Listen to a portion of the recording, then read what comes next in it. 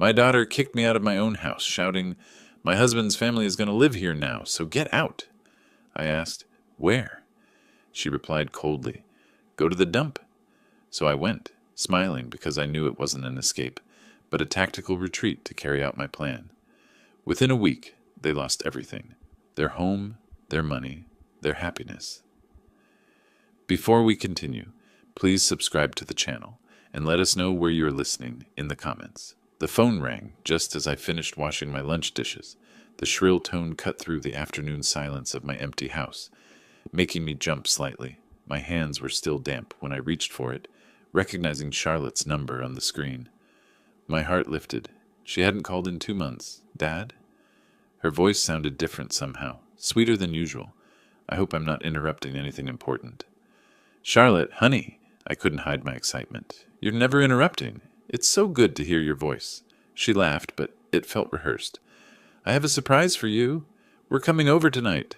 Michael and I, along with his parents. We want to have a conversation with you." I set down the dish towel, my engineer's mind automatically calculating. "Tonight? That's wonderful. I haven't seen you in so long. Should I make dinner? I could pick up that wine you like, the Pinot Noir from that little vineyard we visited." "Don't worry about food, Dad." Her tone became firmer. "Just be ready for us around 7. "This is important." Something in her voice made me pause, but my loneliness overrode my caution. "Of course, sweetheart. I'll make sure everything's perfect. Will you be staying the night? I can prepare the guest rooms." "We'll see how the evening goes." She cut me off gently. "I have to run now, but we'll see you at 7 sharp, okay?" The line went dead before I could ask more questions. I stood holding the phone, replaying her words. A surprise. A conversation. The phrase felt oddly formal, but maybe she was finally ready to bridge the gap that had grown between us since her mother died.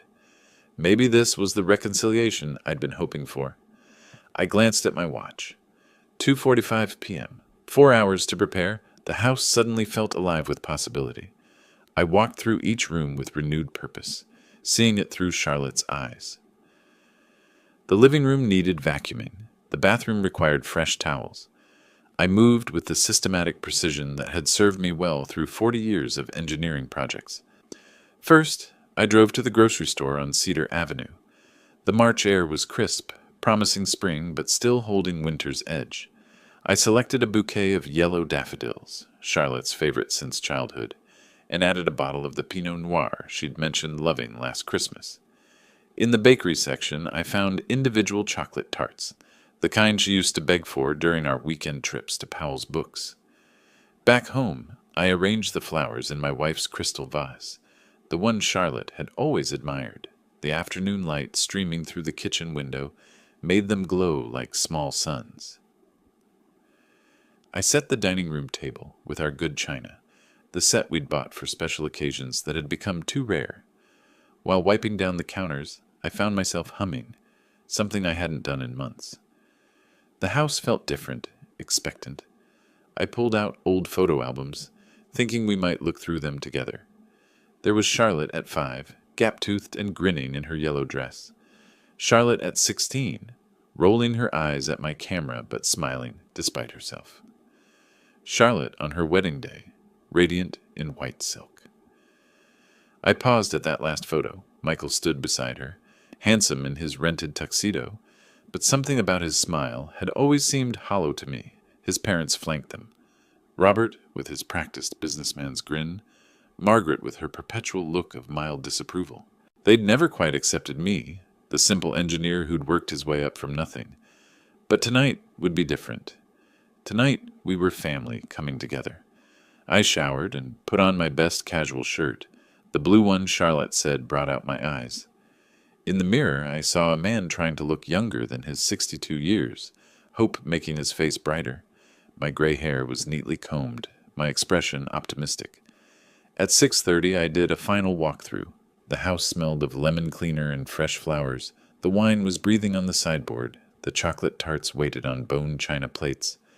Everything was ready for whatever surprise my daughter had planned. I settled into my favorite chair by the window, watching for headlights on Maple Street. The anticipation felt like Christmas morning, that delicious tension of waiting for something wonderful to unfold.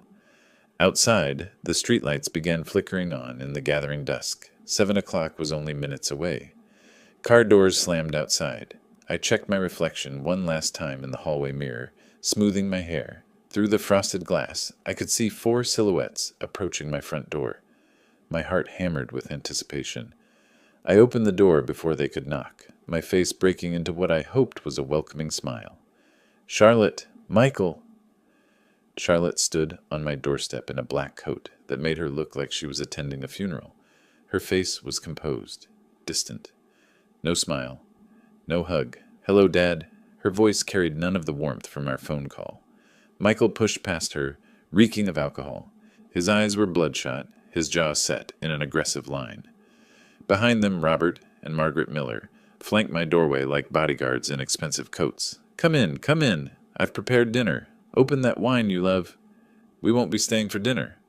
Margaret Miller swept into my living room without invitation, her sharp eyes already cataloging my furniture, my belongings. She touched my wife's crystal vase dismissively.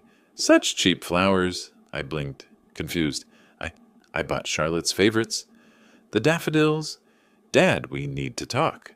Charlotte finally looked at me, but her eyes were cold as January rain. "Sit down." Robert Miller had pulled out his phone and was photographing my kitchen, my dining room. The camera clicked methodically. I watched him, bewildered. What's he doing? "Assessing the property value," Margaret said matter-of-factly. She settled into my wife's favorite chair like she owned it. "Now my son's family will live here, so get out." The words hit me like a physical blow. I gripped the back of the sofa. "What? I don't understand." "Where? This is my house. I've lived here 30 years. Charlotte's voice cut through my protest like ice. "Go to the dump if you want. We need this house." Michael stepped closer, his breath sharp with whiskey. "We already arranged things with the police. Don't make trouble." I stared at my daughter, searching her face for any trace of the child I'd raised, the woman I'd loved unconditionally. Nothing.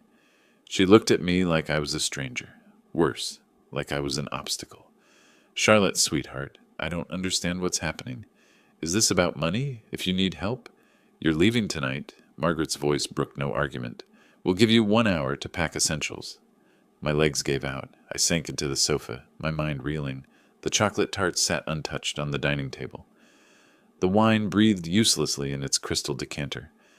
Everything I'd prepared with such hope seemed to mock me now. "This is my home," I whispered. Robert Miller finished his photography and slipped his phone away. "Not anymore. Charlotte is our daughter-in-law. Family takes care of family." The irony wasn't lost on me. I looked around the room, at 4 decades of memories, at the life I'd built with my late wife, at the home where I'd raised Charlotte with such love. Now they stood in my living room, like invaders, dividing up my existence. I studied Charlotte's face one more time. This woman who'd called me 6 hours ago, who'd spoken of surprises and conversations, who'd let me believe, for one afternoon, that I mattered. Something cold settled in my chest. Not anger. Not yet. Something much more dangerous. Calculation. "All right," I said quietly. The room went silent. They'd expected tears, pleading, desperation. Margaret's eyebrows rose. Michael's aggressive posture faltered slightly. I stood up, walked to the closet, and pulled out my old leather briefcase. "I'll pack some things." The silence stretched between us like a taut wire. They'd expected tears, begging, maybe rage. Instead, I moved to my bedroom with the methodical precision that had served me through 40 years of engineering projects. I pulled my worn suitcase from the closet shelf. The leather was cracked, but the latches still worked perfectly. Everything had its purpose, its proper place. "All right, I'll go." My voice surprised them, calm, measured. "But remember, I've been an engineer my whole life. I know how to build things." I folded my best shirts with mechanical precision, but I also know how to tear them down. Charlotte shifted uncomfortably. "What do you mean by that?" I looked up from my packing, meeting her eyes for the first time since their arrival. "Nothing, daughter. Just wishing you happiness in your new home." From the living room, Margaret's voice carried sharp and victorious, finally showing some sense. I continued packing. Bank statements from the filing cabinet. Insurance papers. The deed to the house, though what good it would do me now, I couldn't say. Behind them, my engineering certifications and professional references, 40 years of careful documentation. Charlotte lingered in the doorway, watching me work. Perhaps some small part of her felt guilt. But when Michael called her name from the kitchen, she turned away. I packed Helen's photograph last, the one from our anniversary dinner 3 years ago. Her smile radiated warmth that seemed impossible in this cold house full of strangers who shared my blood. 20 minutes. That's all it took to pack a lifetime. I wheeled the suitcase through the living room where my family, former family, watched me like vultures observing dying prey. Robert had resumed photographing, now focusing on the more expensive pieces. Margaret sat in Helen's chair, already arranging throw pillows differently. The utilities are in my name, I said quietly. You'll need to transfer them. We'll handle everything, Robert replied without looking up from his phone. I paused at the front door, studying the faces of people I'd loved, supported, sacrificed for. Charlotte avoided my gaze. Michael swayed slightly, reaching for the wine I'd opened in celebration. Margaret examined my wife's crystal collection with calculating eyes. Well then, I adjusted my grip on the suitcase handle. I suppose this is goodbye. None of them responded. The evening air felt sharp against my face. March in Portland carried winter's last bite, but something about the cold cleared my thoughts. I loaded the suitcase into my Honda's trunk, the car Helen and I had bought together 5 years ago. Still reliable. Still serving its purpose. I drove through familiar neighborhoods that no longer felt like home. Past the elementary school where I'd dropped Charlotte off countless mornings, past the park where we'd celebrated her graduation, past the grocery store where I'd shopped for tonight's rejected dinner. The ATM glowed harsh white in the parking lot of a 24-hour convenience store. I inserted my card with steady fingers, checking my account balance, pension deposits, Social Security. Savings accumulated over decades of careful living. Not wealthy, but sufficient. More than they'd expected, probably. The Sunrise Inn sat along a commercial strip 15 minutes from my former neighborhood. Budget accommodations, but clean. The desk clerk, a young woman with tired eyes, processed my registration without curiosity. Cash payment for 3 nights. Room 237. The room smelled of industrial carpet cleaner and contained everything necessary for temporary survival.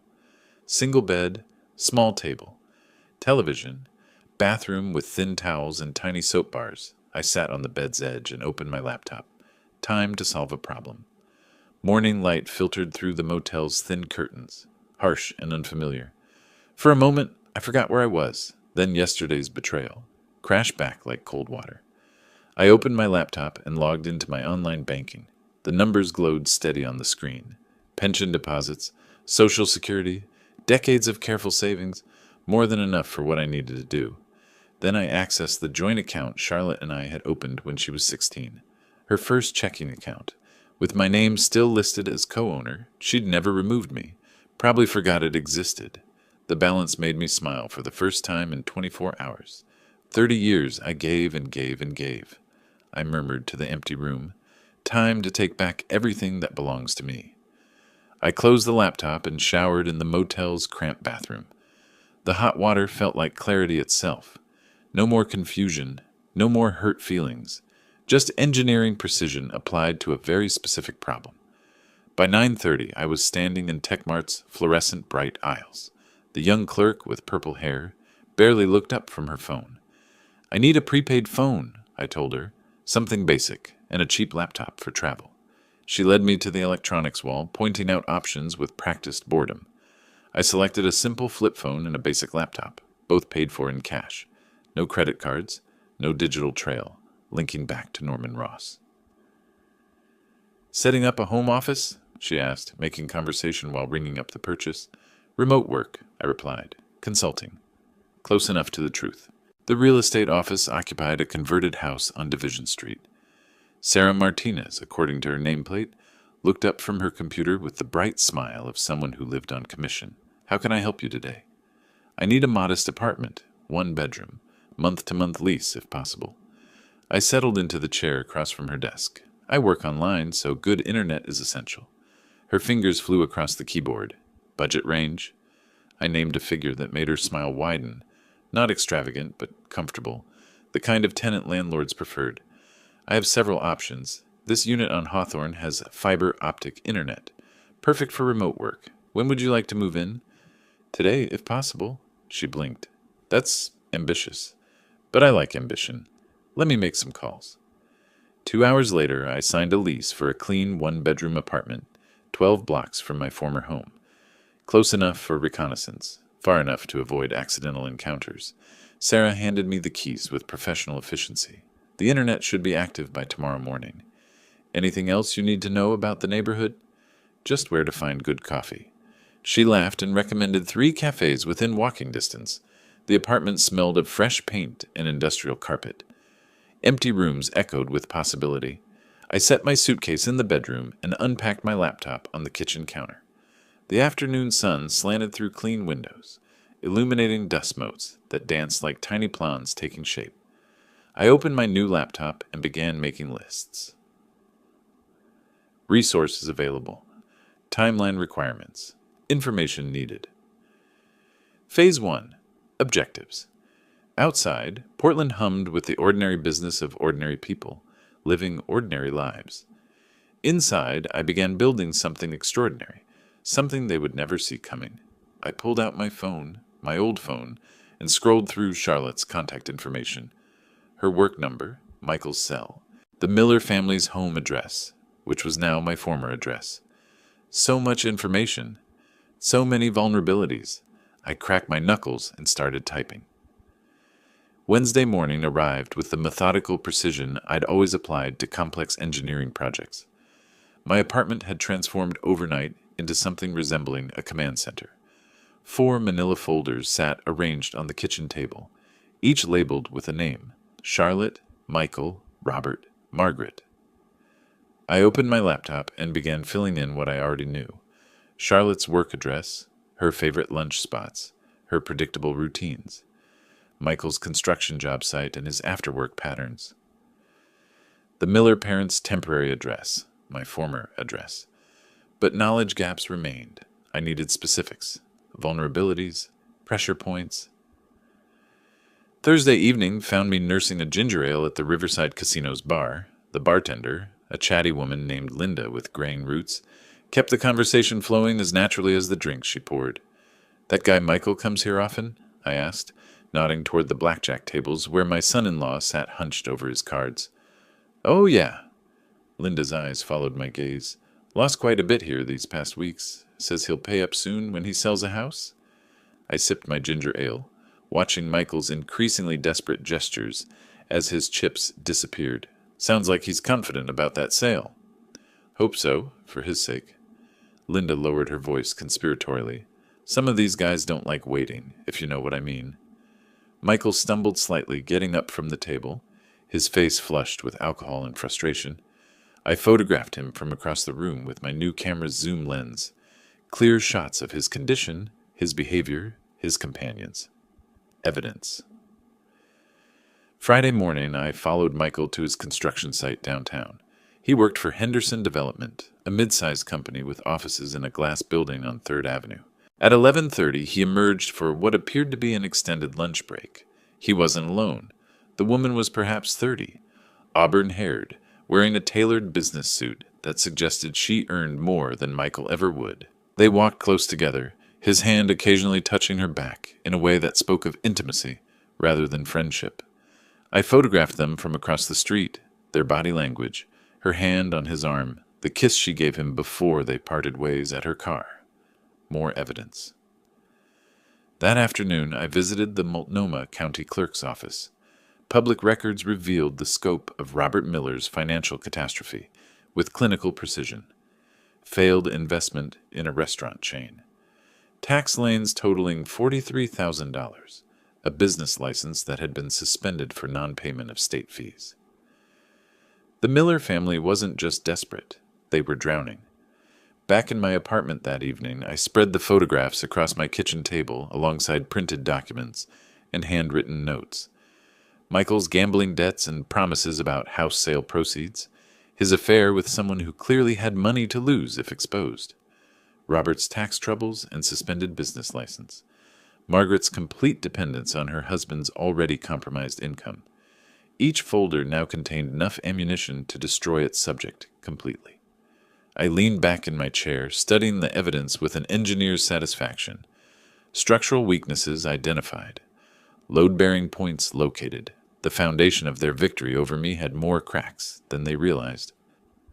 My phone buzzed, the old phone with Charlotte's contact information still intact. Time to begin the demolition. Saturday morning brought the same methodical clarity I'd always applied to structural engineering problems.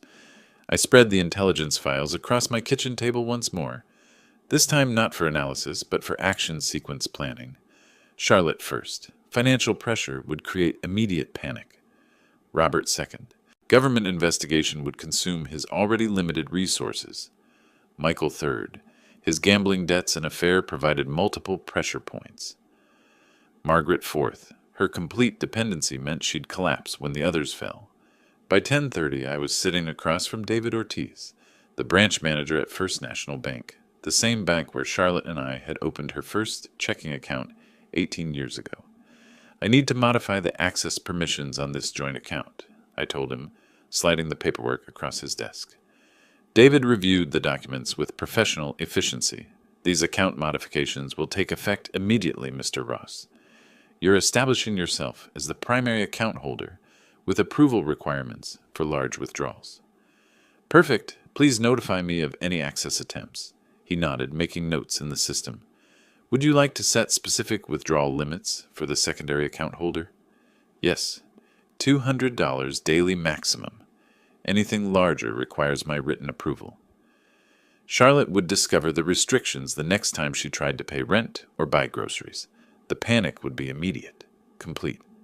After lunch, I found myself in the downtown office of James Parker, attorney at law. His diplomas covered one wall like certificates of competence, which I found reassuring. I invested $23,000 in improvements to that house over the past 5 years, I explained, showing him the receipts I'd carefully maintained. New roof, foundation work, kitchen renovation, all documented. James studied the paperwork with the thoroughness that justified his hourly rate. You have legal rights to this house, Mr. Ross. You've invested significant money in the purchase and improvements. Excellent, but first, I want them to understand their mistake themselves. He looked up from the documents, curiosity flickering in his professional expression. What do you mean? They took my house thinking I was helpless. I prefer they realize how wrong they were before I take legal action. That's an interesting approach, but your legal position is strong whenever you decide to proceed. Good. I'll be in touch when the timing is right. My final stop was the Oregon Department of Revenue building on Commercial Street. The clerk, a tired-looking woman in her 50s, accepted my manila envelope without particular interest. Anonymous submission of potential tax irregularities. She confirmed, yes, Robert Miller, business owner. Documentation of unreported income, questionable deductions, and suspended business licenses. She stamped the envelope and filed it in a basket marked "Investigation Required." Government bureaucracy would handle the rest with its own methodical precision. Back in my apartment by 5 o'clock, I poured myself a glass of wine, something I rarely did, but the occasion seemed to warrant celebration. Outside my window, Portland's evening lights began flickering on like tiny promises of what was to come. The first moves were in play. Charlotte would discover her financial restrictions within days. Robert's tax investigation would begin within weeks. Michael's gambling debts would compound with interest. I opened my laptop and began drafting the next phase. Monday morning arrived with the precise timing I'd engineered. My phone buzzed with a text notification from the bank. Someone had attempted to access the restricted account. Multiple attempts, actually. The timestamp showed 10:47 a.m. Charlotte had discovered her new reality. I poured coffee and opened my laptop, checking the bank's online activity log. 7 failed access attempts in 15 minutes, 2 phone calls to customer service, 1 request for immediate account review, all denied as planned. My phone rang at 11:23. Charlotte's number. I let it go to voicemail, then listened to her message with the satisfaction of an engineer watching a perfectly calibrated mechanism operate. Dad, it's Charlotte. There's some kind of problem with our account. The bank says you've restricted access. Please call me back immediately. This has to be a mistake. The second call came at 11:41, more desperate this time. Dad, where are you? I can't pay rent. I can't buy groceries. My card was declined at the coffee shop in front of my coworkers. Please, whatever this is, we need to fix it now. I made lunch while the third call played. Her voice cracked slightly on the word help. By afternoon, she'd apparently called Michael. My surveillance equipment, a basic listening device I'd placed near their bedroom window during a reconnaissance visit, picked up fragments of their conversation through the old house's thin walls. Dad's money is blocked. Charlotte's voice carried the sharp edge of genuine panic. How are we going to pay the mortgage? Michael's response came slurred with afternoon drinking. Stay calm, honey. We'll find a way out. Maybe we can sell something from the house. This can't be a coincidence. The bank says access was restricted by the account holder. Her voice rose with each word. That means Dad did this deliberately. You think your father... No, he wouldn't know how to do this. I smiled at that. Michael's underestimation would serve me well in the coming weeks. The mail arrived at 3:30. Among the usual bills and advertisements was an official envelope from the Oregon Department of Revenue, addressed to Robert Miller at his business address. The tax investigation had begun, triggered by my anonymous submission. Charlotte's phone rang at 4:15. I could hear her conversation through the device as she paced the kitchen of my former home. Robert, it's Charlotte. We have a problem, multiple problems actually. Her voice carried exhaustion now, the panic settling into grim determination. The tax office wants to audit your business records, and Dad has somehow locked us out of our bank account. Robert's response crackled through her phone speaker. That's impossible. Your father doesn't have that kind of authority.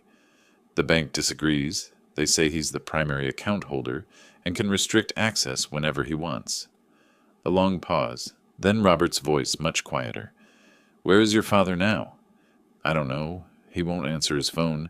His old neighbor says she hasn't seen him since he left. Another pause. Charlotte, what exactly did we walk into that night? She sank into the kitchen chair, Helen's old chair, and I could hear the creak of old wood through my listening device. I'm starting to think we severely underestimated him. Wednesday morning brought the systematic precision of Phase 2.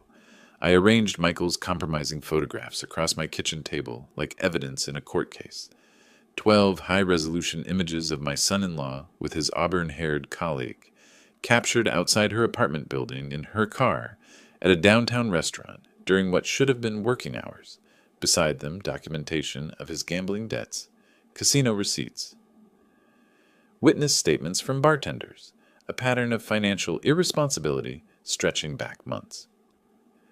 2 envelopes sat ready for delivery. One addressed to Henderson Development's Human Resources Department.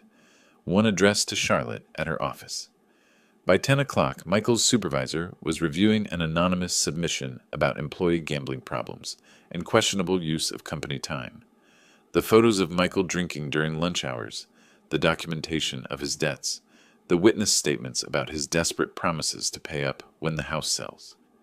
Henderson Development prided itself on reliability and family values. Michael had become a liability. At 11:30, my listening device picked up Michael's panicked phone call to Charlotte from the Henderson parking lot. They fired me, his voice cracked through the surveillance equipment.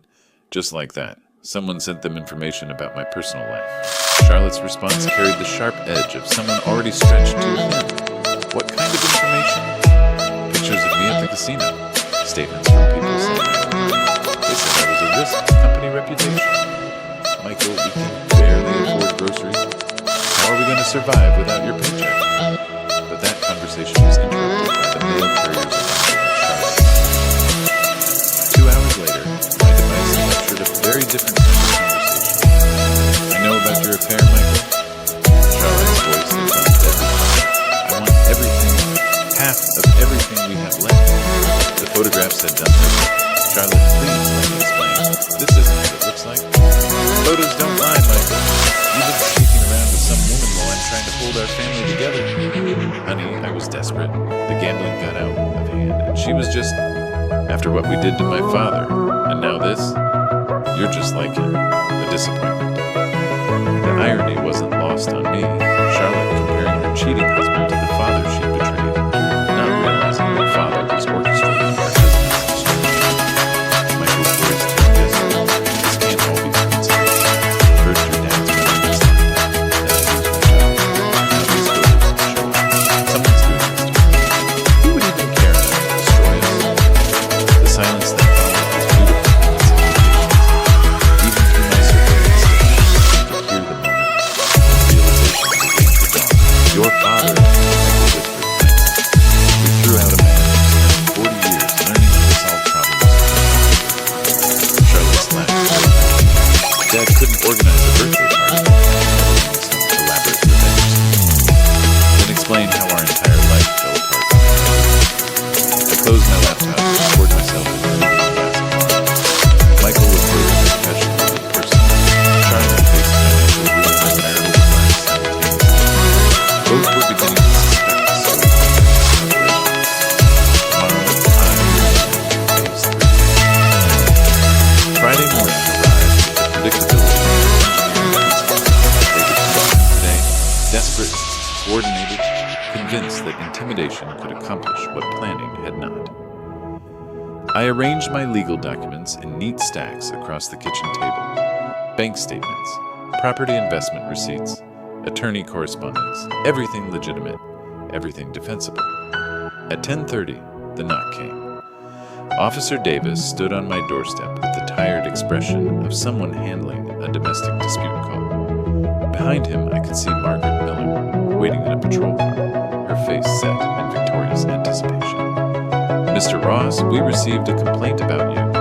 His voice carried professional skepticism.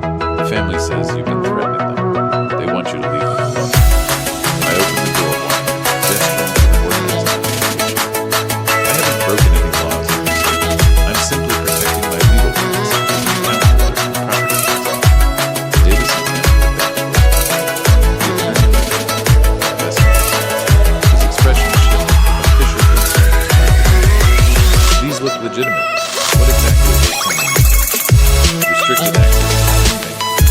Consulting an attorney about the investment. Reported potential tax irregularities to the appropriate authority. I handed him James Parker's business card. You're welcome to verify everything. 20 minutes later, Officer Davis delivered the verdict to Margaret that would ruin her life. No evidence of criminal activity. No basis for a restraining order. No police protection for people facing legitimate legal consequences. She spent the afternoon walking door to door in my old neighborhood. One woman campaign social instruction. That man is dangerous. He's threatening our family, trying to take our home away from us. Mrs. Patterson's response was predictably non-committal. Has he actually done anything illegal, Margaret? Well, no, but then maybe you should talk to him directly instead of involving the whole neighborhood. Margaret's manipulation campaign yielded similar results at each house.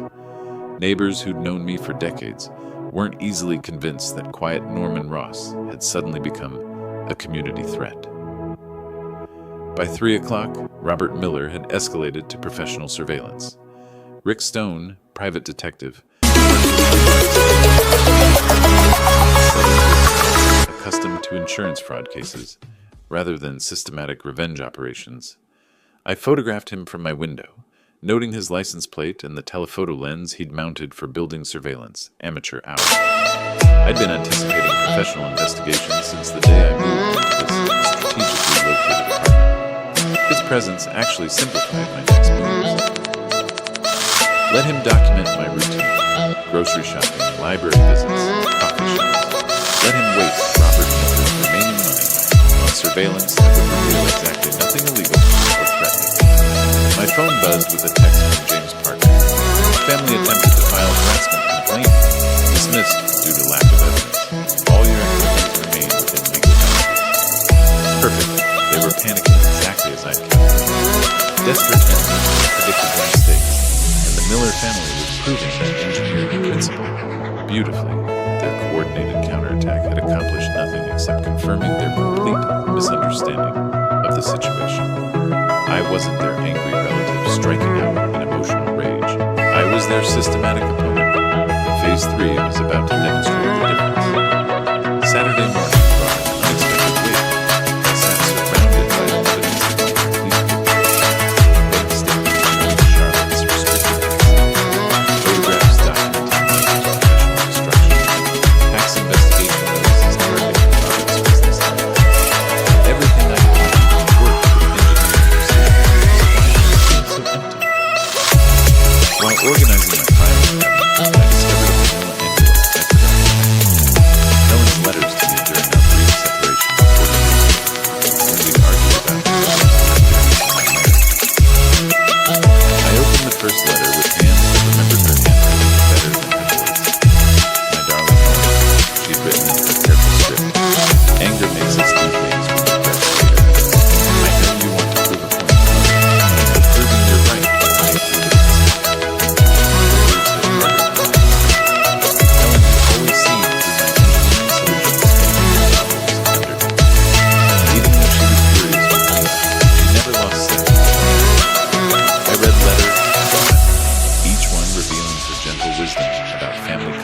and forgiveness. In one, she wrote, "Norman, revenge never makes anyone happy, but justice is worth pursuing. There's a difference between making them pay and making things right." Making things right, the phrase echoed as I drove to Riverside Cemetery. Helen's grave sat under an old oak tree, her headstone simple granite with dates that encompassed 37 years of marriage. I'd avoided visiting since the funeral 6 months ago, but today I needed her guidance more than pride. "What would you do, darling?" I asked the headstone, feeling foolish but desperate. "Would you forgive them or fight for justice?" The wind rustled through the oak leaves, and I could almost hear her speak. Not supernatural nonsense, just memory so clear it felt like conversation. "You've already won. They know they can't protect you. They know they underestimate you. But destroying them won't win our whole life.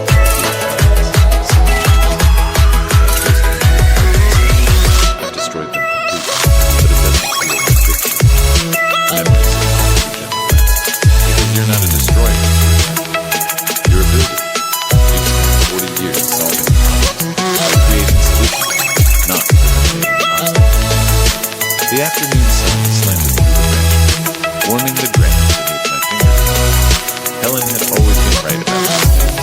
She'd seen me more clearly than I saw myself. The difference between my engineering mind and my father's heart. There's a difference between making them pay and making things right. I whispered, repeating the words from the letter. That evening, back in my apartment, I spread my legal plans across official paper once again. But this time, I wasn't planning another systematic destruction. I was designing a different kind of solution, one that would restore justice without requiring vengeance. I opened my laptop and began typing a very different kind of document. A letter to James Parker about legitimate legal action for property recovery. Phase 3 would still demonstrate the difference between them and me, but it would demonstrate something Helen would be proud of. Monday morning arrived with the clarity Helen's guidance had provided. I arranged my documentation in 3 organized stacks: property investment records, financial evidence, and criminal documentation. Everything legitimate. Everything systematic. At 9:30, I sat across from Detective Sarah Johnson at the Portland Police Bureau. She reviewed my materials with the professional thoroughness of someone who'd seen plenty of family disputes turn criminal.